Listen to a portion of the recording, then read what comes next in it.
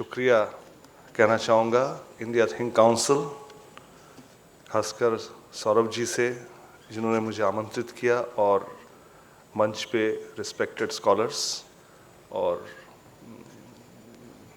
Respected scholars, students, all my colleagues जो लोग मेरे सामने। देखिए, बहुत कुछ सोच के आया था, पर कई चीज़ें, पहले जो सत्र बहुत एक्साइटिंग सत्र हुए, अनिल एंटनी जी हैं, राकेश तिवारी जी, अनुराधा जी, बहुत सारे प्रश्न उठे जिसको हम लोग को समेटने की ज़रूरत है। और अमिताभ जी ने भी बहुत खूबसूरत वर्णन दिया ट्राइबल उसका। और उसके बाद मैडम ने प्रधानमंत्री संग्रहालय की बात की, जिसमें मैं अभी कार्यरत हूँ as officer on special duty. तो इसको समेटने की मैं प्रयास करूँगा आपके सामने।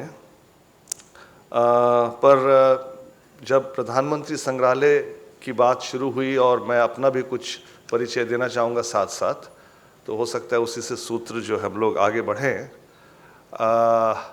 तो मेरा जो विषय था, मैंने अधिक तक मेरी जो कार्य सेवा की वो इलाहाबाद संग्रहालय में की।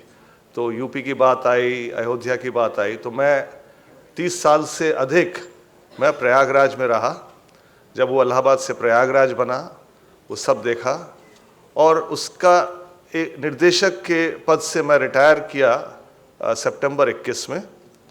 और उसके बाद मैं लोकेट किया अपना एनसीआर रीजन में, और उसके बाद बुलावा आया 6-7 महीने पहले कि आप जो है प्रधानमंत्री संग्रहालय में आ जाइए, कुछ विशेष प्रोजेक्ट, खासकर हमारे जो आपको मैं बताना चाहूँगा कि प्रधानमंत्री संग्रहालय जिन्होंने विज़िट नहीं किया वो आए, बहुत ही खूबसूरत जगह है। और उधर 2 बिल्डिंग हैं। जो पहली बिल्डिंग, जो पुरानी बिल्डिंग है, जो नेहरू जी को डिवोटेड थी, अभी भी है, और जो पहले संग्रहालय था नेहरू जी के नाम पे, वो अभी भी है और भी खूबसूरत बना दिया गया है। उसमें हम लोग काफ़ी कुछ कंजर्वेशन का काम कर रहे हैं। नेहरू जी के कमरे जिस व्यवस्था में थी, सिटिंग रूम, बेडरूम, वो वैसे ही प्रिजर्व्ड हैं, और बिल्डिंग को भी काफ़ी पैसा खर्च करके रिफर्बिश किया है इन द हेरिटेज सेंस। ये नहीं कि नई चीज़ें डाली हैं, वही जो 1930 का लुक है उसी हिसाब से रिफर्बिश किया है। तो आप लोग सबको स्वागत है।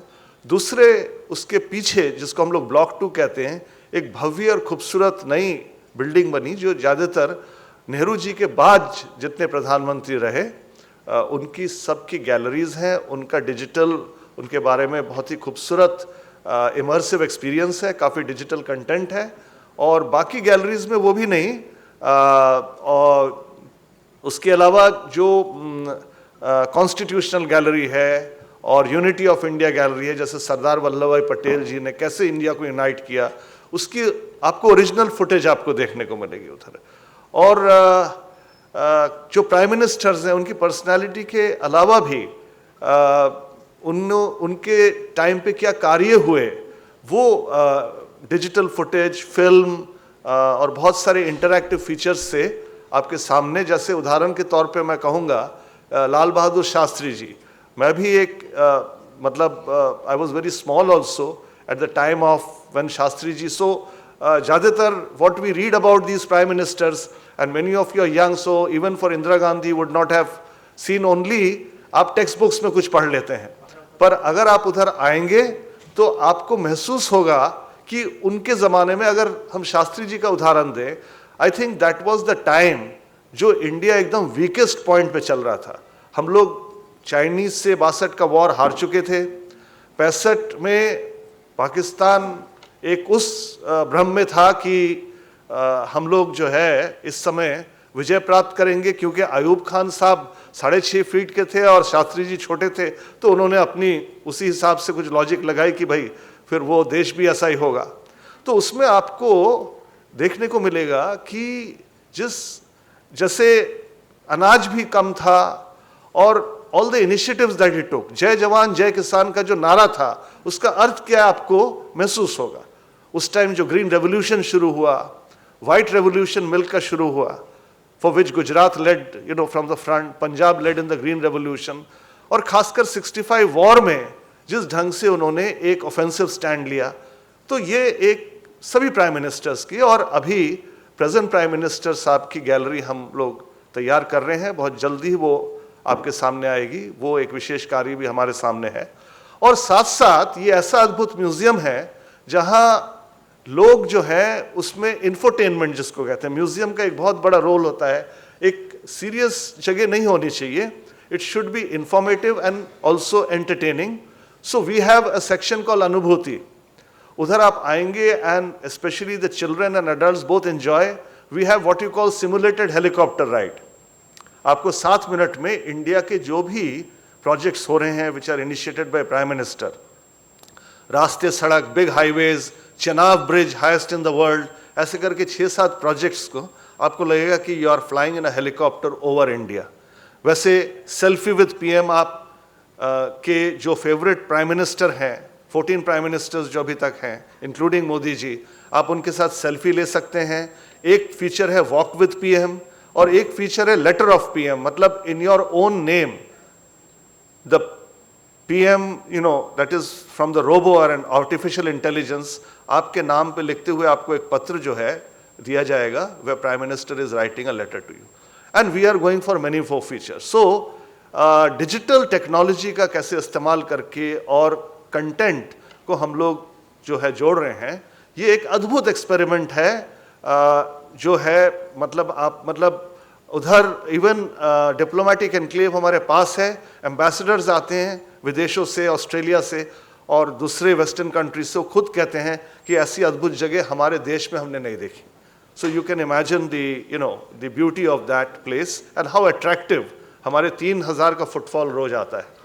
सो ये कहते हुए मैं ये भी कहना चाहूँगा कि ये एक मेरे लिए भी नया अनुभव है इस म्यूज़ियम में, पहले क्योंकि इलाहाबाद संग्रहालय हो वो देश के 4 राष्ट्रीय संग्रहालय में से एक है, दिल्ली, कलकत्ता, हैदराबाद, इलाहाबाद, बहुत रिच कंटेंट है, रिच कलेक्शन है। और मैंने जो है अपनी रिसर्च खासकर एंशंट हिस्ट्री में की, आर्कियोलॉजी में की, और आर्कियोलॉजिकल रिसर्च एक फील्ड म्यूजियम के रूप में उधर जो गंगा घाटी का जो सभ्यता है जिसको सेकेंड अर्बनाइजेशन कहते हैं, उसकी खूबसूरत जो सबसे वैल्यूएबल स्कल्पचर्स जो हम लोग ने न्यूयॉर्क भी भेजी एग्जीबिशन में, वो है। और साथ साथ जो जिसको रिसर्च का हम लोग ने प्रमोशन किया, उधर सिक्के, gold coins of the Guptas, जो एक आर्कियोलॉजिकल म्यूजियम में होना चाहिए, and that kind of research I pursued. और मेरा जो डॉक्टरेट था वो हिंद महासागर का पुरातत्व, कोस्टल आर्कियोलॉजी, पुराना व्यापार क्या होता था, और मैं डिटेल में नहीं जाऊंगा, पर 20 साल का काम है। इस गुजरात में सूरत के पास कामरेज करके एक जगह है जहां एक बहुत खूबसूरत टीला है जो पुराना बंदरगाह था 2000 साल पहले ग्रीक टेक्स्ट में, उधर मैंने 20 साल पहले उत्खनन किए इधर, और रोमन पॉटरी वगैरह निकाल के लाए जो इंटरनेशनल ट्रेड हो रहा था। So that kind of story what I am trying to tell you. और प्रोफेसर पांडे ने भी कहा हमारा काम एक इतना डाइवर्स था, गंगा घाटी में कौशाम्बी आप जाएं इलाहाबाद के पास, प्रयागराज 7 किलोमीटर का एक पूरा मतलब एक शहर, इतनी बड़ी आर्कियोलॉजिकल साइट है, मोहनजोदारो से बड़ी, उधर एक व्यापार जिसको इंटरनेशनल ट्रेड होता था और कुशानों के पीरियड में। तो ये इतिहास जो इतना एक डाइवर्स इतिहास है, आर्कियोलॉजी से लेके प्राइम मिनिस्टर म्यूजियम से लेके ट्राइबल, और आज भी जो डिबेट्स हुई हैं, मेरे कहने का मतलब ये है कि you know we cannot take a narrow position on anything, we have to see the bigger picture. The bigger picture is that there are many stories to tell and जैसे मैंने कहा कि मैं एक क्षेत्र में भी रहा हूँ 30 साल, कोस्ट में भी गया, विदेश के भ्रमण किए, विदेश में भी कई महीनों कुछ साल रहा, तो सब देखते हुए आज का जो सिचुएशन है, whether we talk about the pilgrimage kind of stories and the motivation of that, tribal, the global trade, archaeological expansion, connections which were there 2000 years ago, और भी पहले जाएं तो इधर आपके धौलावीरा है, आपके जो लोथल है, वो तो मतलब अगर मैं 2000 साल की बात कर रहा हूँ, ये तो 5000 साल पहले की, और ये जो व्यापार इनका मेसोपोटामिया से हो रहा था। लोथल के म्यूजियम में जाएं तो इतनी खूबसूरत आपको मन के जो कार्नेलियन बीड्स दिखेंगे जो आज की टेक्नोलॉजी भी उसको रेप्लिकेट नहीं कर सकती। और म्यूजियम्स में हम लोगों का काम यही स्टोरी टेलिंग करना है, diverse and use of technology and you know. So मेरा जो प्रस्ताव ये है कि हम लोग को कुल मिला के what I feel is this कि apart from tourism and tourism management, we also have to give a parallel thought to what we call heritage management. I think ये concept जो है हमारे सामने उसको डेवलप करने की ज़रूरत है, जो काफ़ी वीक है। एंड बेसिकली दोनों में अंतर ज़्यादा नहीं, एम्फोसिस का है। और एम्फोसिस ये है कि heritage management would deal more with content and how do you popularize content which is not known to the public from technical data. I mean if I tell you कि सबसे boring चीज मेरे museum में थी वो beads, जो कौशाम्बी से 2000 साल पुरानी बीड्स और लोथल में देखेंगे, और वो मैं समझाता था कि ये कौन से पत्थर की है, whether it is orange carnelian, purple amethyst और रेड जैस्पर, ग्रीन जैस्पर, एक उसकी एक अलग दुनिया खुल जाती है। उसके बाद अगर आप समझाएं कि न्यूयॉर्क में ऐसे एक्सपेरिमेंट्स हुए स्कैनिंग इलेक्ट्रॉन माइक्रोस्कोप के, जहां ये पाया गया 2000 साल पहले वो डायमंड ड्रिल से उसको ड्रिल करते थे। और तीसरी उसकी कहानी है जो ट्रेड बीड्स हैं, वो थाईलैंड और बैंकॉक और साउथ ईस्ट एशिया तक मिलते हैं, जो इधर से ट्रेड होते थे। तो एक पूरी ट्रेड की कहानी सामने आती है। तो ऐसे ये जो कंटेंट है, ये हेरिटेज है, ये हम लोग को मतलब बहुत ही साइंटिफिकली और सोच के हम लोग को सामने लाना है in various beautiful veg, different expressions, digital technology हो या अलग अलग वर्क को कैसे समझाएं, बच्चों को कैसे समझाएं। तो म्यूजियम्स का जो चैलेंज है, खासकर कल्चरल म्यूजियम्स का चैलेंज है, वो यही है कि how, and this is how we are different from universities. उधर रिसर्च एक तरीके से होती है, बट एक लेवल पे वो रहती है रिस्ट्रिक्टेड। हमारा काम है, we are also research museums in many ways. Our job is to bring the technical data into the public, for the public, in these exciting ways. So that is something, if you ask me about the role of museums, overall जो मेरा अनुभव रहा है वो बहुत important है। और उसके साथ साथ मैं समझता हूँ कि म्यूजियम्स का रोल सिर्फ स्टोरेज ऑफ ऑब्जेक्ट्स नहीं है, सिर्फ डिस्प्ले नहीं है, पर इसका एक बहुत बड़ा कम्युनिटी रोल है। पब्लिक आती है उधर, तो हम लोग एक तरीके से, जो आज एंटरप्रेन्योरशिप की बात हुई, तो we are in a way not force, but we have to engage with things like visitor management, marketing, how to increase the footfalls, whether metro station में हम लोग ने बस सेवा चलानी है, मेट्रो स्टेशन में अनाउंसमेंट करना है, वो सब स्ट्रैटेजीज हम लोग सोचते हैं रिसर्च के साथ साथ।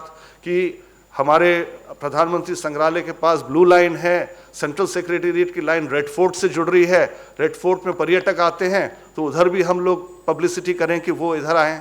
ऐसे करके बहुत सारी चीज़ें हैं। गिफ्ट शॉप है, गिफ्ट शॉप में हमारी एक गुजरात की एजेंसी है, बहुत खूबसूरत प्रोडक्ट्स दे रही है हमारे गिफ्ट शॉप में, जो प्रधानमंत्री जितने भी हैं उनके बारे में different, whether it is diaries, small paintings, वो चीज़ें जो है उधर लॉन्च की जा रही है। So therefore this is a dynamic engagement with what you call cultural content, और उसको लेके जो है वो एक यूनिक प्रोडक्ट्स, हेरिटेज प्रोडक्ट्स वो दे रहे हैं, जो लोग बहुत ही enthusiastically खरीद रहे हैं as mementos.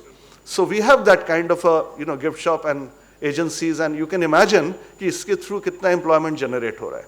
So yes, we need balance, we need modern facilities. I will tell you one thing that very clearly, we must have faith in the younger generation.